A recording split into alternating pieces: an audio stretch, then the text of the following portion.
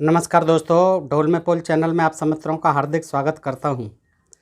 दोस्तों, कल के वीडियो में आपने देखा कि चैत का महीना है, शुक्ल पक्ष है, नवमी है और सरयू में स्नान के लिए दूर दूर से यात्री आ रहे हैं और रामचंद्र जी भी अपने तंबू डेरा तान करके वहां स्नान करके पुण्य लाभ ले रहे हैं। दोस्तों, उसी समय वहां वेद व्यास जी आ जाते हैं और वेद व्यास जी से वो रामचंद्र जी अपनी जो है विशेषता बताते हैं कि मेरे 3 गुण हैं कि मैं एक तो पहले जो है जो बात कह देता हूँ उससे हटता नहीं हूँ, यानी मेरा जो कहना है वो ध्रुव सत्य होता है। दूसरा, मैं जो है एक ही बाण से मार देता हूँ, जिसे मुझे मारना होता है मैं दूसरा बाण नहीं चलाता, एक ही बाण से मार देता हूँ। और तीसरा कि ये एक पत्नी व्रतधारी हूँ, मैं किसी दूसरी स्त्री को मैं कौशल्या माँ के समान समझता हूँ। दोस्तों, ये इस तरह से जो है वेद व्यास जी से भी कहते हैं और सीता जी से भी यही बात कई बार कहते हैं कि सीते में एक पत्नी व्रतधारी हूँ, एक पत्नी व्रतधारी हूँ। वो बात अलग है कि फिर वो जो है वेद व्यास की सलाह पर, अन्य तमाम ब्राह्मणों की सलाह पर 16 सीता की मूर्तियाँ बनवाते हैं उनके भार के बराबर की, और फिर दान में देते हैं इस प्रलोभन में, इस लालच में कि द्वापर में जा कर के मुझे 16,000 रानियाँ भोग विलास के लिए मिलेंगी। ऐसा इंतज़ाम वो कर लेते हैं। दोस्तों, तो रामचंद्र जी का ये कथन तीनों जो है बिल्कुल ऐसा लगता है कि झूठ बोलते हैं। राम जी सीता जी से भी झूठ बोलते हैं और वेद व्यास जी से भी झूठ बोला है कि मैं एक पत्नी व्रतधारी हूँ। वो एक पत्नी व्रतधारी नहीं है, वो वैश्यावृत्ति भी करते हैं। और वैश्यावृत्ति जब करते हैं जब सीता जी सोई हुई होती हैं और उनको बाद में जगाते हैं, तब जब सीता जी जगती हैं तब उन्हें मालूम पड़ता है तो वो बहुत नाराज़ होती हैं, बड़ा विवाद होता है। दोस्तों, तो ये कहना उनका कि मैं एक पत्नी व्रतधारी हूँ, ये इस तरह से झूठा हो जाता है। दोस्तों, और उनके जो है प्रश्न चिन्ह लग जाता है एक पत्नी व्रतधारी होने पर। दोस्तों, ये जो है मैं नहीं कह रहा, ये जो है आनंद रामायण ही कह रही है, जो कि वाल्मीकि जी की ही लिखी बताई जाती है। दोस्तों, और ये विख्यात रामायण है। इसमें वो प्रसंग हैं जो वाल्मीकि रामायण में और अन्य रामायणों में नहीं आए हैं, वो विशेष जानकारी, और वो भी जानकारी हैं, सारी जानकारी हैं। ये भी बहुत बड़ी रामायण बताई जाती है, इसका जो महिमा पूरी लिखी हुई है इसमें दोस्तों, आनंद रामायण में। तो आज हम यही देखेंगे कि क्या रामचंद्र जी जो है वास्तव में ही वैश्यावृत्ति के करते थे या वैश्या के साथ समागम किया था और सीता जी को मालूम नहीं पड़ा। बाद में जब मालूम पड़ा तो वो जो है बड़ा विवाद हुआ उनमें, किस तरह से फिर वो विवाद जो है सुलझाया जाता है। दोस्तों, तो आज ये जो है हम देखते हैं इसी में ही, ये आनंद रामायण में ये बड़ा विचित्र प्रसंग है कि पिंगला वैश्या के कारण राम पर सीता का क्रोध होना। दोस्तों, ये जो है आनंद रामायण है दोस्तों, और हम जो है बगैर प्रमाण के कोई बात नहीं कहते, अपनी तरफ से एक शब्द नहीं कहेंगे दोस्तों। और ये आनंद रामायण से हमें जो मालूम पड़ रहा है तो हम बड़े अचंभित हैं कि रामचंद्र जी जो है इस तरह का कृत्य कैसे कर सकते हैं, हमें नहीं लगता, लेकिन इस रामायण में लिखा हुआ है तो मानना पड़ेगा दोस्तों, और पढ़ना भी पड़ेगा। देखिए, एक दिन पिंगला नाम की, ये विलास कांड में है, पृष्ठ 289 है दोस्तों। ये पुस्तक जो है बहुत बढ़िया है, रामायण, आनंद रामायण, इसको मंगाइए और आप पढ़िए दोस्तों। इससे आपको तमाम जानकारियाँ ऐसी मिलेंगी जो आज तक आपने न सुनी है न पढ़ी हैं। तो दोस्तों, मैं पढ़ के सुनाता हूँ। विलास कांड है और कल वाले वीडियो से आगे के ये प्रसंग जो है उसी समय वहीं पर हैं, अभी सरयू के तट पर ही हैं, तंबू डेरे तने हुए हैं, स्नान चल रहा है सरयू का। तो उसी दिन जो है क्या होता है, एक दिन पिंगला नाम की एक वैश्या, देखिए पिंगला नाम था उस वैश्या का, रात्रि के समय रामचंद्र जी के पास पहुंची। उस समय राम सीता के साथ एक दिव्य पलंग पर सो रहे थे। वह वहां गई और जाने से पहले सीता के भय से, क्या आवाज़ नहीं हो जाए, सीता जाग नहीं जाए, सीता के भय से नूपुर आदिक, जो पैरों में घुंघरू आदि बंधे हुए थे, नूपुर आदिक शब्दायमान जो आवाज़ करने वाले थे, आभूषणों को उतार दिया। आभूषणों को उतार देती है क्योंकि आवाज़ से सीता जाग सकती हैं। सीता जी पलंग पर सोई हुई हैं राम जी के साथ, और भय से कांपती तथा कामदेव के बाणों से पीड़ित हो सुगंधित पुष्पों की मालाएं तथा अनेकानेक आभूषणों को धारण कर अति सुंदरी प्रतीत होती हुई द्वारपालों की निद्रा का लाभ उठाकर, द्वारपाल सो रहे थे बाहर गेट पर, वो सो गए थे क्योंकि रात्रि हो चुकी थी, तो द्वारपालों की निद्रा का लाभ उठाकर अति सुंदरी प्रतीत होती हुई, यानी सज धज कर आई है।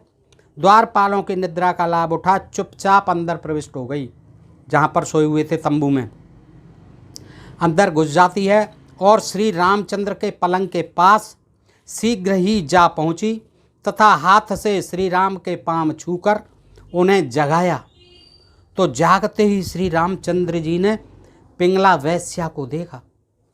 श्री रामचंद्र को जगाकर पिंगला वैश्या जोर से रामचंद्र के पैरों को पकड़कर रोने और प्रार्थना करने लगी कि हे राम, राजीव दयाक्ष, आज मैंने बड़ा भारी अपराध किया है, मुझ पर कृपा करके उसे क्षमा कर दो और मुझ पर दया करो। तब पिंगला की ऐसी बातें सुन राम समझ गए कि यह काम पीड़िता है, समझ गए। फिर उसे आश्वासन देने के लिए कहने लगे, हे पिंगले, तुम जानती होगी कि इस जन्म में मैं एक पत्नी व्रतधारी हूँ। उससे भी कहते हैं ये। अब पिंगला को क्या मतलब था, कैसे आ गई, द्वारपाल जी थे और सीता जी साथ में सोई हुई थी। ये दोस्तों प्रश्न तो हमारे दिमाग में आते हैं कि उस पिंगला वैश्या की हिम्मत कैसे हुई कि रामचंद्र जी के साथ सीता जी सो रही हैं, तमाम द्वारपाल पहरा दे रहे हैं और अर्धरात्रि का समय, रात्रि का समय है, सब सो चुके हैं, द्वारपाल भी सो गए। तो पिंगला वैश्या की क्या हिम्मत थी, क्या उसने इतना दुस्साहस किया कि वो आ जाती है और फिर राम जी से कहती है। और फिर राम जी वही फिर अपनी बात दोहराते हैं कि इस जन्म में, हे पिंगले, तुम जानती होगी कि इस जन्म में मैं एक पत्नी व्रतधारी हूँ, अतएव तुम्हारी काम वासना की शांति का उपाय बतलाता हूँ। अब देखिए, उपाय भी सबको बताते थे। अरे उसकी हिम्मत कैसे हुई, उसको अरेस्ट करवाना था।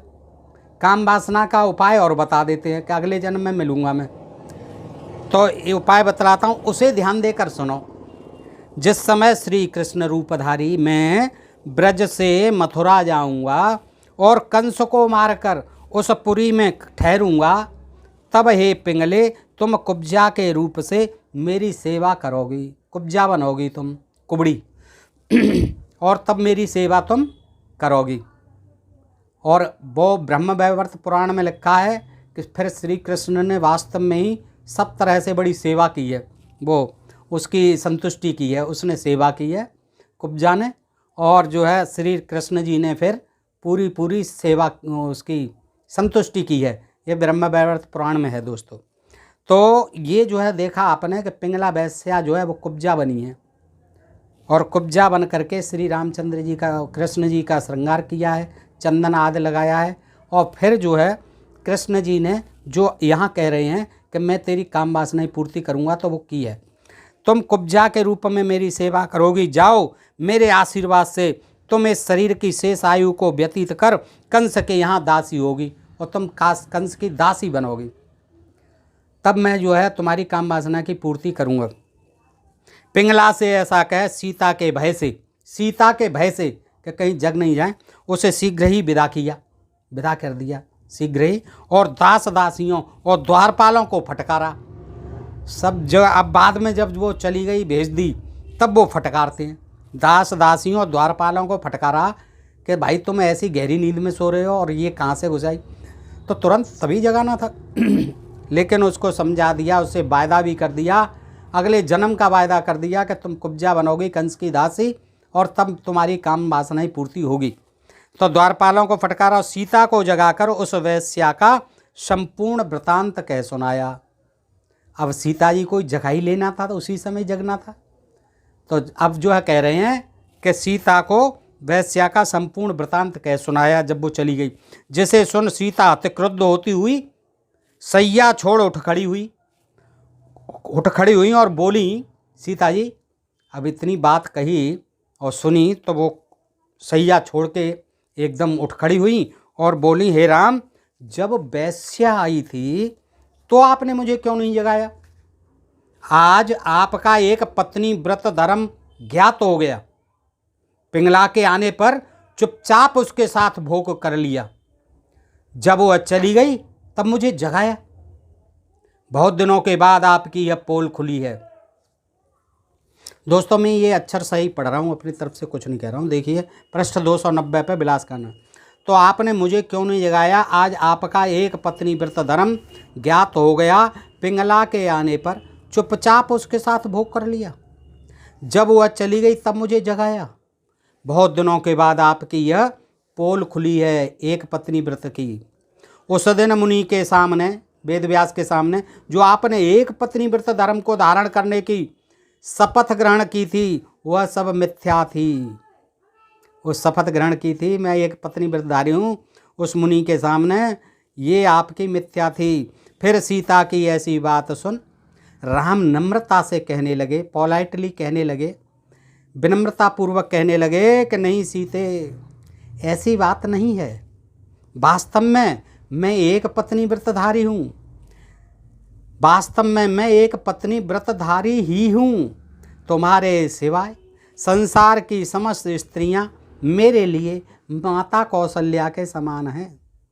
तो फिर उसके चरण स्पर्श करके कहते थे कि हे माता जी, तुम अर्धरात्रि में मेरे पलंग पर कैसे आ गई, यहाँ तक हिम्मत कैसे हुई, तुम बड़ी नालायक हो। हैं, मैं तो तुम्हें माता मानता हूँ और तुम जाइए, तुमको जो है चरण स्पर्श फिर करता हूँ, जाइए। तो ये कायदा था, कौशल्या माँ थी वो तो, लेकिन ऐसा नहीं किया उन्होंने। और फिर कह रहे हैं, देखिए सीता जी से वही बात जो वेद व्यास से कही थी कि तुम्हारे सिवाय संसार की समस्त स्त्रियां मेरे लिए माता कौशल्या के समान हैं। तुम व्यर्थ ही मुझ पर क्रोध कर रही हो सीते। तब राम की ऐसी बातें सुन सीता और क्रुद्ध हुई और बोली, तुम्हारा वह व्रत और प्रतिज्ञा कहाँ चली गई। मैं आज ही सरयू के जल में डूबकर अपना जीवन समाप्त कर दूंगी। अभी मैं सुसाइड कर लूँगी। मैं अब ऐसी सैया पर नहीं सो सकती। उठ खड़ी हुई उस सैया से और कहती है, मैं अब ऐसी सैया पर नहीं सो सकती जिस पर एक वेश्या की पीठ लग चुकी है। देखिए दोस्त, समझ गई वो कुछ न कुछ गड़बड़ है, ये उस समय क्यों नहीं जगाया मुझे। तो वो कहती है, अब मैं इस बेड पर बिल्कुल नहीं सोऊंगी न चढ़ूंगी, क्योंकि इस पर एक वेश्या की पीठ लग चुकी है। तुम्हारे जैसे वेश्या भक्त स्वामी को देखकर मेरे मन में द्वेष उत्पन्न होता है। तुम्हारे जैसे वेश्या भक्त स्वामी को देखकर मेरे मन में द्वेष उत्पन्न होता है। जब मैं मर जाऊंगी तब तुम जैसे वेश्या भक्त राजा की जो दशा होनी होगी। देख लीजिए क्या कह रही हैं सीता जी कि जब मैं मर जाऊंगी तब तुम जैसे वेश्या भक्त राजा की, वेश्या भक्त कह रही हैं सीता जी, और जो दशा होनी होगी वो होगी। देखना मेरे मरने के बाद में क्या दशा होगी। यह समझ रखिएगा कि वेश्या भक्त राजा का राज्य ज़्यादा दिन तक नहीं ठहरता। दोस्तों मैं कुछ नहीं कह रहा हूँ, अब आप देख लीजिए सीता जी कितनी कट सच्चाई कह रही हैं। राजा का राज्य, राम राज्य ज़्यादा दिन तक नहीं ठहर सकता, क्योंकि यह समझ रखिएगा कि वेश्या भक्त राजा का राज्य ज़्यादा दिन तक नहीं ठहरता। इतना कहकर राम को प्रणाम किया और अपने देह त्याग की तैयारी करने को झटपट गृह से बाहर होकर सरयू के तट की ओर चली। फिर तो सीता को जाते देख राम भी पीछे से दौड़ पड़े। चारा भी क्या था, दौड़ना ही पड़ेगा।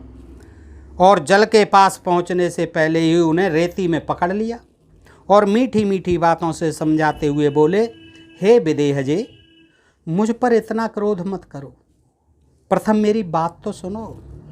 यदि विश्वास न हो तो मैं शपथ ग्रहण करने को भी तैयार हूँ। मैं फिर शपथ ग्रहण करने को तैयार हूँ। हे सीते, हे भामिनी, तुम इस तरह क्यों क्रुद्ध हो रही हो। इस प्रकार राम की बातें सुनकर सीता ने कहा, मैं आपको क्या कहूँ, किस लिए शपथ ग्रहण करने को कहूँ। क्या दिव्य परीक्षा करना चाहते हो, और यदि मैं दिव्य परीक्षा लेना भी चाहूँ तो कैसे लूँ। आप तो मेरी कई बार ले चुके हो दिव्य परीक्षा, और मैं अग्नि परीक्षा दे चुकी हूँ, लेकिन अब मैं आपसे दिव्य परीक्षा की जो बात कह रहे हो कैसे कहूँ, और लेना चाहूँ तो कैसे लूँ। अग्नि तुम्हारे मुख से निकला है भाई, आप तो भगवान हैं, आपके मुख से अग्नि निकली है। अब वो मेरे तो मुख से नहीं निकली थी तो मैंने तो अग्नि परीक्षा दी, लेकिन आप कहाँ जाओगे, क्योंकि अग्नि तुम्हारे मुख से निकला है। सूर्य चंद्रमा दोनों नेत्र हैं आपके, समुद्र आपका निवास स्थान है विष्णु जी के रूप में। पृथ्वी को आपने अपने ऊपर रख छोड़ा है। शेष आपकी सैया है, शेष आपकी सैया है, शेषनाग पर सोते हैं, विष्णु बता रही हैं। सो वे भी लक्ष्मण के रूप से बनकर बैठे हुए हैं। लक्ष्मण जी शेषनाग बने हुए हैं, उनके ऊपर जो है आप सोते रहते हैं, शेषनाग के ऊपर ही सोते हैं। इसमें कोई संशय नहीं है कि समस्त शास्त्र तुम्हारे नख से जायमान हुए हैं, तुम्हारे नाखूनों से जायमान हुए हैं सारे शास्त्र। मैं जिधर देखती हूँ, जो कुछ भी देखती हूँ, वह सब तुम्हारा ही है, तुम्हारा ही रूप है। मेरा है क्या जो मैं आपकी दिव्य परीक्षा लूँ? अग्नि मेरी नहीं, सूर्य मेरा नहीं, चंद्रमा मेरा नहीं, पृथ्वी मेरी नहीं, शेष सैया मेरी नहीं, लक्ष्मण जी शेषनाग मेरे नहीं, समुद्र मेरा नहीं, तो मैं किससे लूँ? किस तरह से आपकी परीक्षा लूँ भगवान? इससे मैं कोई भी दुर्धर कसम नहीं देखती हूँ जिससे मेरे मन में विश्वास हो, और कोई कसम भी ऐसी नहीं है। किसकी कसम खाओगे जिस पर मैं विश्वास कर सकूं? तो बहुत कुछ सोच विचार कर मेरे मन में यह निश्चय हुआ कि आप अपने गुरु वशिष्ठ जी को बुलाइए, उनके चरणों की शपथ ग्रहण कर लें तो मैं विश्वास कर लूँगी। बस आप जो है बस एक ही रह जाते हैं कि वशिष्ठ जी पर भरोसा करते हैं, मैं भी करती हूँ क्योंकि वो वशिष्ठ हमारे गुरु हैं। तो आप उनकी कसम खा के कह दो तो मैं फिर विश्वास करूँगी। हे रघुत्तम, आपके द्वारा ऐसा शपथ ग्रहण करने पर मेरा संशय दूर हो जाएगा। तब सीता की ऐसी बात सुनकर राम ने दासी द्वारा लक्ष्मण को बुलाया और वशिष्ठ जी के पास भेजा। पालकी चढ़कर लक्ष्मण द्वार पर पहुँचे, राजद्वार पर पहुँचे और वहाँ उसे पहरेदारों से खुलवाकर तुरंत गुरु वशिष्ठ जी के दरवाजे पर जा पहुँचे। द्वारपाल ने दासी द्वारा लक्ष्मण के आने का समाचार वशिष्ठ जी के पास भिजवाया। फिर तो अर्धरात्रि के समय उसी समय भेजा था लक्ष्मण जी को कि बुला के लाओ। वशिष्ठ जी को लेके गए, अपना रथ जो है बिठाल के लाते हैं। अभी अर्धरात्रि के समय लक्ष्मण को द्वार पर आया सुनकर वशिष्ठ तथा अरुंधति उनकी पत्नी दोनों घबराहट से बेवल हो गए। पता नहीं कैसे आए इतनी अर्धरात्रि को जो है लक्ष्मण जी। वे सोचने लगे कि आधी रात को लक्ष्मण मेरे पास कैसे आए, और इस प्रकार व्याकुलता के साथ लक्ष्मण को अपने पास बुलवाया और आने का कारण भी पूछा। वशिष्ठ को नमस्कार करके लक्ष्मण ने कहा कि आपको राम ने याद किया है, आपको बुलाने के कारण मैं कुछ नहीं जानता, मुझे नहीं पता है, ये तो वो ही जाने। हाँ, यह जानता हूँ कि आप अभी उठकर मेरे साथ चल दें, बाहर पालकी रखी हुई है, पालकी में ले जाए जाएंगे। इस तरह लक्ष्मण द्वारा राम की बात सुनकर अरुंधति के प्रार्थना करने पर वशिष्ठ ने अपने साथ लिए झटपट चल दिए। अरुंधति को भी साथ ले लिया कि मामला कोई गंभीर लगता है, चलिए आप मेरे साथ। उनके पीछे पीछे लक्ष्मण की पालकी चली। जिस समय वशिष्ठ राजभवन में पहुँचे उस समय चारों ओर रत्नों के दीप का प्रकाश फैल रहा था। अनेक पहरेदार अपनी अपनी नौकरी पर डटे हुए थे और बहुत से वशिष्ठ को घेर कर साथ चल रहे थे। जब यह समाचार राम को मिला कि गुरु वशिष्ठ आ गए हैं तो उठकर थोड़ी दूर आगे जाकर मिले और सीता सहित उनको प्रणाम किया। फिर एक दिव्य आसन पर बिठाकर वस्त्राभरणों से विधिवत पूजन करने के पश्चात, पहले ही पूजन कर दिया, वस्त्राभरण सब दे दिए, उन्हें खुश कर दिया गुरु जी को। उस पिंगला वैश्या का समस्त वृतांत कह सुनाया और यह बातें भी बतलाईं जो क्रुद्ध हो सीता ने राम को कही थी। सारी बातें बताईं कि राम ने, मैंने क्या कहा, पिंगला कैसे आई और फिर सीता जी ने मेरे से क्या कहा है, सारी बातें बताते हैं गुरु जी को। फिर कहने लगे कि सीता को विश्व भर के किसी भी शपथ पर विश्वास नहीं है, चाहे किसी की शपथ खाऊं। अंत में आपके चरणों की शपथ खिलाने पर राजी हुई हैं। वही मैं कहता हूं कि मैंने कभी मन से भी उस वैश्या तथा अन्य किसी स्त्री के साथ व्रतभंग नहीं किया है। यदि मेरी ये बातें सत्य हैं तो आपके चरणों का शपथ ग्रहण करता हूँ, आपके चरणों का शपथ ग्रहण करता हूँ। ऐसा कहकर श्री गृही राम ने वशिष्ठ के पैर पकड़ लिए और अपना मस्तक झुकाकर प्रणाम किया। यह देखकर सीता जी लज्जित हो गई, अब लज्जित हो गई और उन्हें विश्वास हो गया कि श्री रामचंद्र जी एकदम पवित्र हैं। उन्होंने हाथ जोड़कर यह प्रार्थना की है कि मेरी भूल थी, आप मुझे क्षमा करें। पश्चात सीता ने गुरुपत्नी अरुंधति को विविध प्रकार के आभूषण वस्त्र दिए और रामचंद्र जी भी वशिष्ठ के लिए थोड़ी देर बाद गुरुपत्नी के साथ साथ पालकी पर बैठकर चले। वशिष्ठ जी अपने घर को चले गए और राम भी सीता का आलिंगन कर सो गए। तो दोस्तों इस तरह से ये प्रवचन जो है इसमें दिया हुआ है आनंद रामायण में, और ये आपने सुना। और दोस्तों इससे क्या ज्ञात होता है आप स्वयं देखिए कि रामचंद्र जी के बारे में भी जो बातें आप सोच नहीं सकते हो, जो बातें आपने सुनी नहीं हैं, अभी बहुत रामायणों में लिखी पड़ी हैं। और इसमें तमाम जो है देखिए पिंगला का नाम भी दिया, पिंगला वेश्या वो किस तरह से आती है, किस तरह से राम का सीता से विवाद होता है। तो दोस्तों ये जो है आनंद रामायण से आप पढ़ सकते हैं, मंगाइए आनंद रामायण जो है। और इसका मैं आपको पता भी दे देता हूँ, देखिए ये प्रकाशक हैं इसके रूपेश ठाकुर प्रसाद प्रकाशन, कचौड़ी गली वाराणसी। तो ये जो है दोस्तों इसमें बहुत सी बातें अच्छी भी हैं जो कि वाल्मीकि रामायण आदि में नहीं दी हैं, और इसका महात्म पूरा बताया है कि कितने श्लोक थे और वाल्मीकि जी ने किस प्रकार लिखी, ये सारी जो है। तो जो वाल्मीकि रामायण से जो चीज़ें रह गई हैं वो शायद इसमें दे दी गई हैं। तो दोस्तों बताइए आज का प्रसंग आपको कैसा लगा, अच्छा लगा हो तो मित्रों को शेयर करें, और ऐसे ही प्रसंग जानते रहने के लिए अपने प्रिय चैनल ढोल में पोल को सब्सक्राइब करते रहें। आज के लिए इतना ही, सुनने के लिए आप सब मित्रों का हृदय से आभार व्यक्त करता हूँ। नमस्कार, जय हिंद, जय भारत दोस्तों।